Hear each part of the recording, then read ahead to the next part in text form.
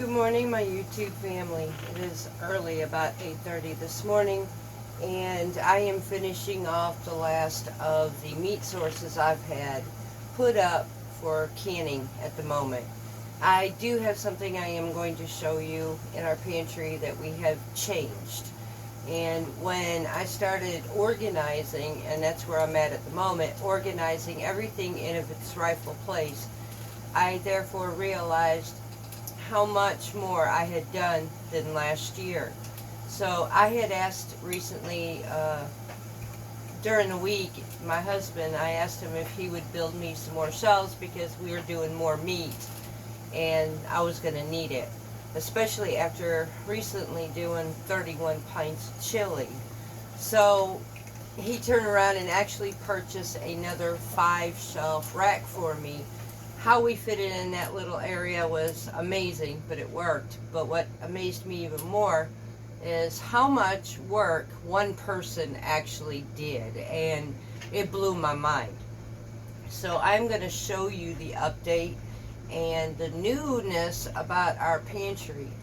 At the end of this, before I do the pantry challenge, there will be one final pantry tour into our process of shutting down the major spending all winter long, and we will be living pretty much off of all the work that I've done since spring.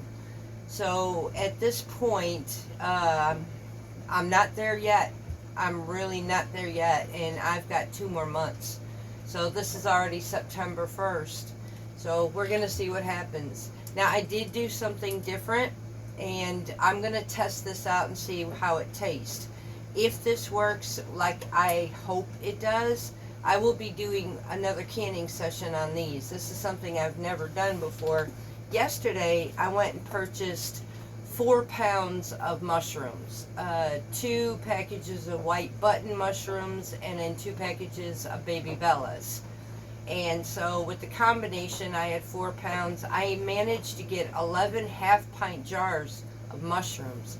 But I wanted to show you how beautiful these turned out. So I'm hoping the flavor and the texture is going to be what I'm looking for as well. And should it do this and should it work, you know I'm going to make a video on that. Today's video, though, is on making beef chunks, to where you can make beef stroganoff, beef stew, meals in a jar. We are going to be canning some beef. Very simple process. As I tell you, all my meats and stuff like that for me is all simple. It goes on my shelf because my major cooking, that's when I'll do all of my seasonings and mixings and all that stuff. So I'm just doing basic roast in a jar, chunks of meat. Basically, we're using a ground chuck, 2 packages my husband purchased and asked me if I would put it up. So I absolutely said yes. So that's what we're going to be doing today. So far, thank you all very much for your lovely replies. You all sometimes, when I feel down, you make me smile. So that's what I say, a loving family. I love you all because, I mean, you're an amazing family and friends. So I thank you for that.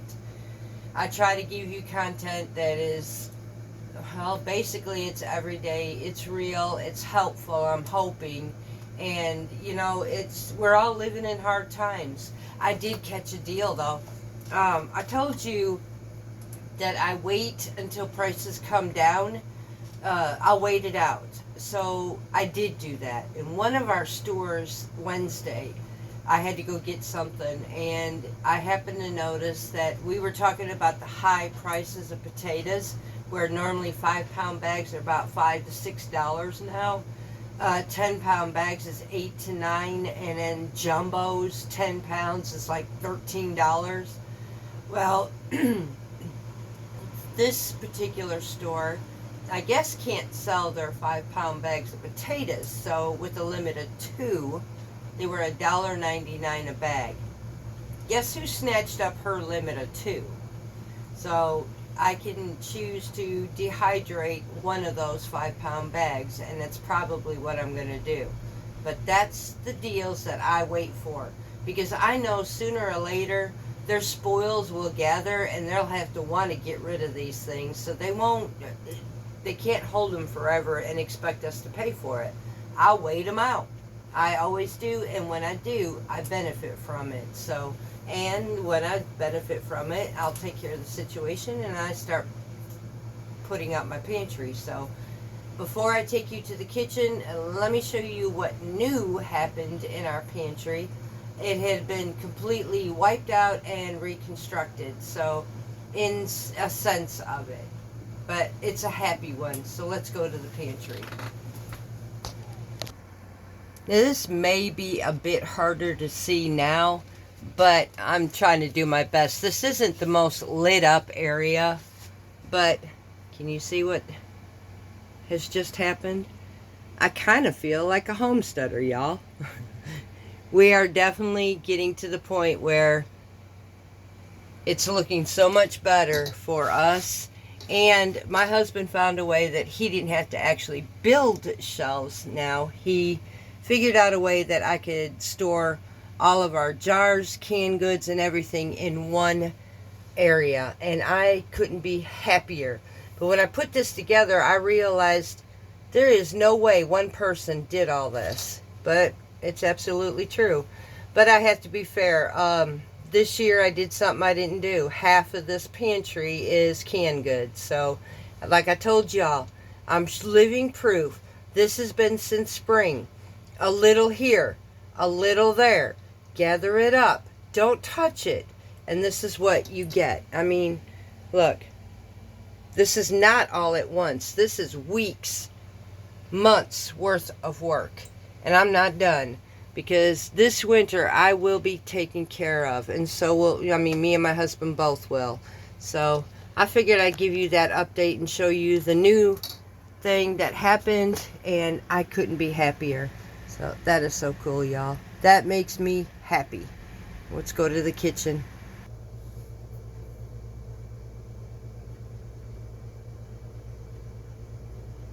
Okay, my family, so we have our board right here, and I'm cutting red meat. I don't want to get this all over the counter, so I have it inside of a baking sheet right here. So I am using ground chuck roast. We've got 2 small ones. We're not going to get a whole lot out of this, and it kind of feels senseless because this has got to get pressure canned, but like I said, every little bit helps, and I'm in the process right now.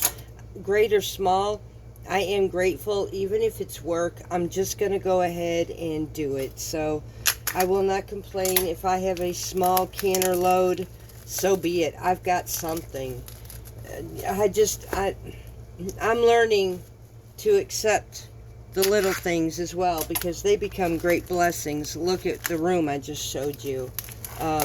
The little things did add up. So that's what we're going to do right now. We're going to take this meat, we're going to trim it, and we're going to cut it in 1-inch cubes for our jar. Now this will be hot packed, so I will be cooking this,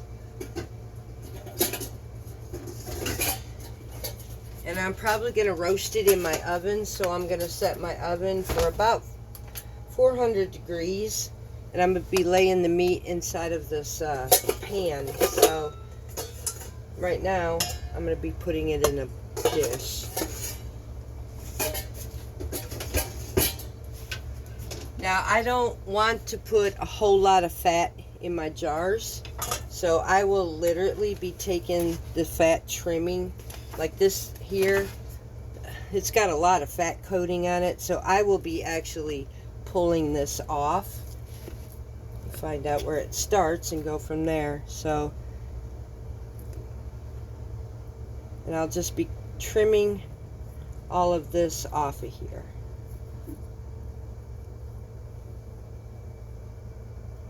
And that takes care of that silver too, the gristle and all of it. So, because it's unnecessary, and I like to have good clean meat. I am going to be using a broth in this by using better than bouillon base type of broth. So, and it's not going to hurt nothing to have that either. So I'm going to go ahead and first get this all trimmed up, and then I will be right back. Okay, yeah, so now that I've trimmed this off, now I did leave some of the fat on here because I do want flavor. So now I'm just going to take this down, cut it into strips. Cut this down again. And I'm going to cut this in. I kind of like, now a lot of people don't say this, but I will, because I think it kind of can be important. I like to cut against the grain. And the reason I do that is because it will leave my meat tender. Nice and tender. Although you can cut with the grain and it'll still become tender. But there's just something about cutting against the grain that makes a nice tenderness for me. So that's preferably your choice, but not a lot of people I've heard say that. Just like you would when you make stroganoff or whatever, you usually cut against the grain for a much tender meat. Now I will tell you, my chunks don't literally fall apart in my jars, but they are good and tender, and it's because this is what I do, is I'll cut against that grain when I make my chunks of meat. So just a little tip to throw in there. And so that's what I'm doing. These little 1-inch cubes. You can choose choose to cold pack this, but they don't add liquid. This is your preference, y'all. You know, I'll never tell you how to can your own food. It's your kitchen, your rules. I am not the one to tell you how to do anything. I just tell you how I do things, and I prefer to hot pack mine. I like to be able to add my broth for extra flavor. I can use that broth afterwards for in my stews or soups or whatever as well. I could use it to make a gravy out of. So I like to hot pack my meat, the chicken and the beef. So, but if you like to do raw and you like to leave it to its own demise and make up its own juice, that is totally yours. Rock it. But this is what we're going to be doing today on this session, is hot packing. And I'm just going to go ahead and finish this up, and I still got one more roast to cut up, and once I do this, I've got my oven heating, and I will show you what we're going to do from there. So we will be right back. Okay, so now this is all cut up. We might get maybe 2-3 jars of this out of here. So now I'm going to take this in my pan and just put it on a simple layer. It's an old pan, so it's definitely used over the years. This is good for just this meat sources. So I'm going to cook this for maybe about 15-20 minutes, and it'll be coming out because we're going to be pressure canning this as well. So now we just spread this in a single layer onto this baking pan. We'll pop it in the oven, get this cooked, and then in the meantime I'm going to get a pan of broth simmering and get it up to boil hot, and in our jars as well. So we will be back as soon as all of this is complete. I was realizing, putting this canner together, y'all, and getting my jars prepared, there is a topic I actually never brought up before. I don't hear it spoken about too often, and it's called preventing busting jars when it comes to canning. When I say that I prepare my canner, what I end up doing is I will, in hot soapy water, wash my jars. I will rinse them out real good. I've got my 2 inches of water inside my canner. I will actually put my jars, now I add water to my jars only because it adds weight. Otherwise, I've noticed that my jars will rock all over in this pot. So it kind of weighs it down. Regardless, it still heats up my jars. And then once I get it filled, once I get my jars, my clean jars inside of here, I will turn my heat on so everything heats at the same time. I will not be putting any kind of cold jars per se in a hot pot. You are looking at this point when you do that to have an absolute mess and busted jars, and I am speaking by experience. I would just take, yes, my jars would be warm or they would be hot, you know, and put them in here, but not the way that I would think it would go inside of a hot canner when you add hot liquid. So it just, there was a temperature difference between it, and so I started doing this together, and I have ever since then had success in a lot of my canning, and I've been doing this now for 4 years. So heat your jars up all together with your canner, and it would leave less friction on your jars and less basically exploding of your food all over in your canner. So I thought I'd bring that to attention and maybe help some folks. If you've seen the stories about how jars have busted in the canner, part of that is because a major temperature change. So I hope that tip helped. Okay, so the meat is now out of the oven, and this is ready to be put into jars. Like I said, this is a very small batch, y'all, and I am grateful even for the small. It's a big canner with a small amount, but this ain't the first time I've done this. So everything adds up, so I'm not going to fret over it. And also, just so you know, the same process I'm doing this with roast beef. Should those of you, now I understand not everybody likes venison. It's becoming deer season for many of us, so this is also the same process you can do with deer meat. Whether it be ground beef, you can do that like the hamburger session that I showed you, or chunked meat like this, you can turning it into stew meat. So this is the same process. When deer season comes around, you can do this as well. I am actually looking forward to having a deer this year. This would be amazing to put on my shelf. It is a very good meat source. It's lean, it's healthier, and I'm honestly praying for one this year. So I will be getting this, strained out the fat out of here, and getting ready to fill our jars. Okay, y'all, so our jars are ready. Our broth is ready, and you can use this with regular, just plain water if you wanted to too, but I'm using beef broth just to give it a little bit of extra flavor. I am not adding any salt or any seasonings to this. I will do that when I make my meals. Now I'm going to see, I guess I took a chance and just did 3 jars. If we can get more, that would be amazing, but I didn't want to go crazy because it is a small batch.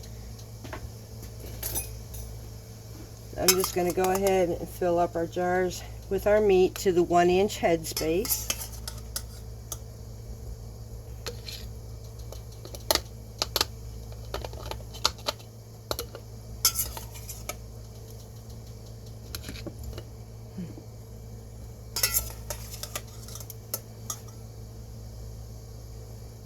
Just fill these up here.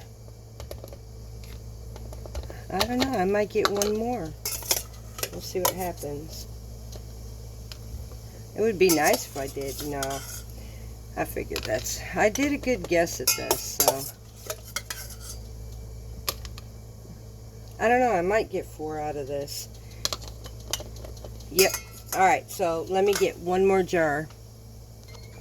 Well, that was a nice surprise. We actually got 4 pints of this beef stew out of here. I am definitely a happy camper out of that. I will not complain. I estimated 3 and we got 4. So now I'm going to fill up my jars to the 1-inch headspace with our beef broth.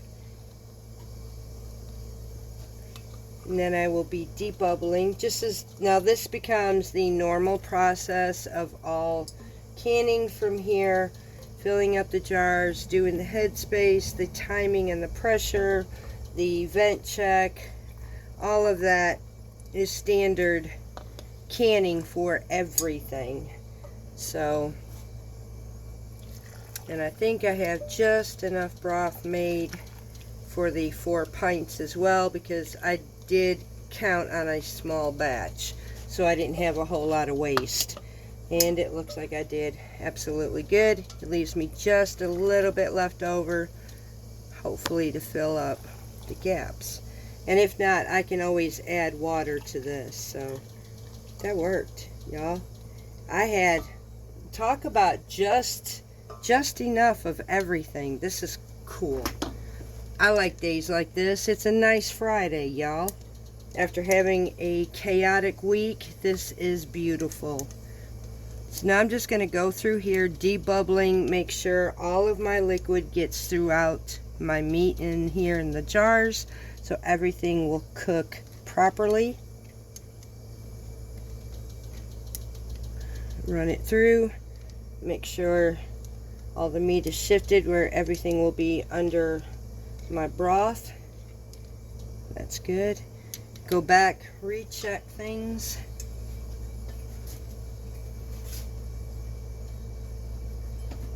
Fill up my jars again if need to.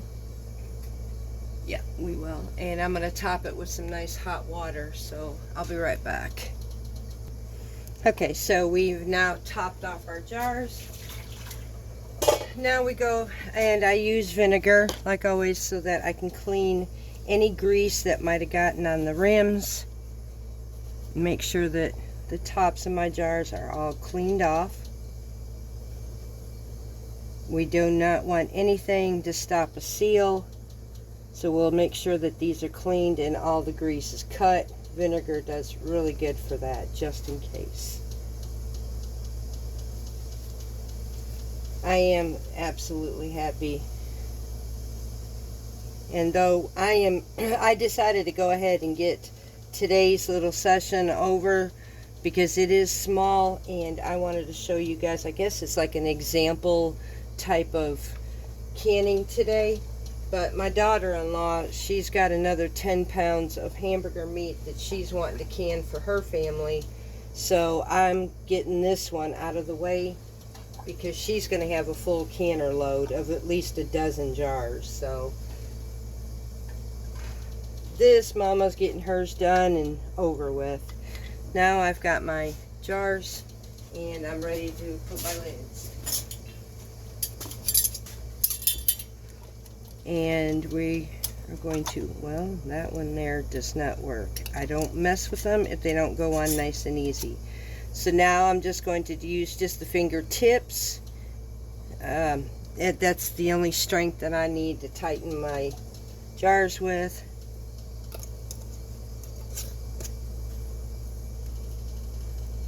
Look how beautiful, y'all. Nice dark broth. Ooh. I got to get 2 more rings. This one here was a faulty. When they falter like that, they warp a little bit. I just end up throwing these out. So, and Lord knows, I got plenty. I save all of my rings, and I got way too many. We'll be right back. Alright, so these are fingertip tight. And that's it. Now I'm going to put these, let me move y'all over here for a minute. Okay, so now I'm going to put the lid on, and we're going to do, just like always, the 10-minute vent steam, and then from there we'll bring this up to pressure at 75 minutes. Once this is done, I will bring it back down from pressure, let it do its thing on its own.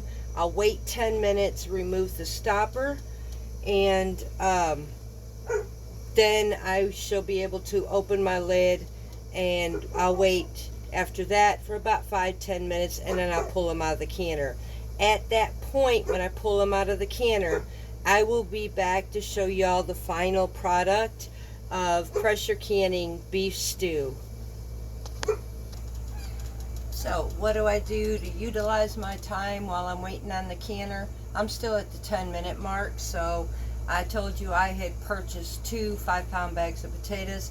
I'm going to take one of those 5 pounds, considering this is going to take 10 minutes to bring it up as it's starting to see the steam now. I'll be doing that. There's still 75 minutes that I have to wait to process this meat. That gives me time to peel, slice, parboil for 3 to 5 minutes, and then put all those potato slices in my dehydrator and get them processing to make scalloped potatoes to put on my shelf. This is how I can get more than one thing done in a day. I will utilize what I can do at what time length, and I can get quite a bit done and on my shelves. So I kind of, I guess, plan out what I'd like to do, what I need to do, what has to be done, and how can I work this out without taking an entire day and wasting it. So my next step, which I had done this with y'all, is while I'm waiting on my canner, I am going to dehydrate some potatoes. So if anything else, the reason I brought this up was maybe for a homesteading tip. How to utilize the time in between that you gotta wait anyways. Do something with it that will fill in that gap. And for 75 minutes, which is an hour and 15 minutes, that's not including waiting for the 10-minute mark. That's not including waiting for the canner to come up to pressure. So for 2 hours, what can I do in the meantime since I can't walk away from this canner? It made sense to go ahead and process a 5-pound bag of potatoes, dehydrate them, and get them on my shelf. So that's what we're fixing to do next. And while I'm waiting for this water to come up to boil for my potatoes, remember I showed you this sealing device used for our jars of dried goods, and I'm going to tell you, y'all, I have been using this little thing for both wide mouth, small mouth. I wished I seriously would have seen this a lot sooner, because this thing is amazing. So I've been going through the pantry since I'm already organizing, and I'm resealing a bunch of my jars. Yes, I had the other device, but honestly, this is saving my hands and a lot of time. So again, I will put this little device in the description box below. Use that link if you're interested in getting one of these jar vacuum sealers. It lets them know that I referred you, because y'all, this is one thing I will tell you, it's amazing. I love this. It's become my new best friend in my pantry. And when I say I dehydrate, y'all, I dehydrate a lot of stuff, from tea to potatoes to herbs. I dehydrate a lot of stuff. So this really helps me. So I thought I'd bring that up right quick, because I'm in the process of waiting. So multitasking, I'm now turning around and cleaning up a pantry and getting it ready on a shelf. So yep, that's what I do. And we have finally finished, y'all. I'm pulling the last thing of beef out of the canner, and there we have it. So we have 4 pints of beef stew ready for sitting for 24 hours, and we will be putting this on our shelf. Let me set you up just one moment. So y'all, I have 8 trays of potatoes, for dehydrated potatoes in the dehydrator, 4 pints of beef stew made for the day, and I am set for the day. I can now relax, and I have really nothing more to do, because I've done all my canning this week, the dehydrating as far as I can go at the moment. And I did all this so that I could go to a festival we have in town tomorrow. I will see about being able to make videos about that festival. It's called the Prairie Arts here, and it's a place where people from all over the Golden Triangle of Mississippi get together, and they basically have an arts and crafts fair type of thing, and there's music and everything else, so it's kind of cool. So I'll see if I can do that, but I'd have to be careful because of the music on copyright issues. So we'll see what happens. But in the meantime, I've got 3 pints that just popped. I got 1 more to go, and we've had a good day. So until next time, much love from Parton's Heritage Homestead.